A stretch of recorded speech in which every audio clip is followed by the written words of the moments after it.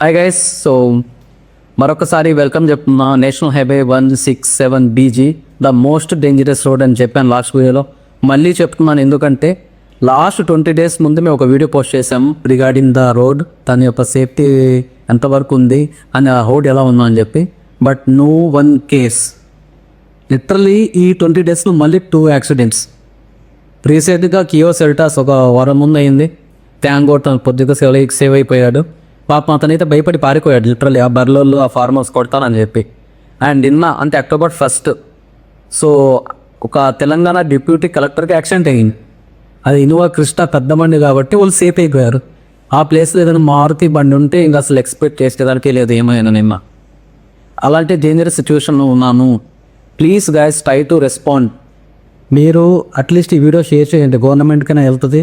లేదంటే కొంచెం అవేర్నెస్ తేవండి మీరు కూడా ఫార్మర్స్కి. సో మా సైడ్ నుంచి మేము అనుకుంటున్నాము ఈ నెక్ బ్యాండ్స్ ఉంటాయి, ADM బ్యాండ్స్, అవి స్పాన్సర్ చేద్దామని చెప్పి అండ్ అవేర్నెస్ ఇద్దామని చెప్పి. అండ్ మా దగ్గర దీంతో ఒక ప్లాన్ కూడా ఉంది, అది ఎలా సార్ట్అవుట్ చేయాలని చెప్పి. ఎందుకంటే ప్రివెన్షన్ పెట్టడానికి క్యూరేషన్ అనుకున్నాము, ఇక్కడ ఆల్రెడీ ప్రాబ్లం అవుతుంది, నేను సొల్యూషన్ దొరకట్లేదు. That's it for the video guys. Thank you.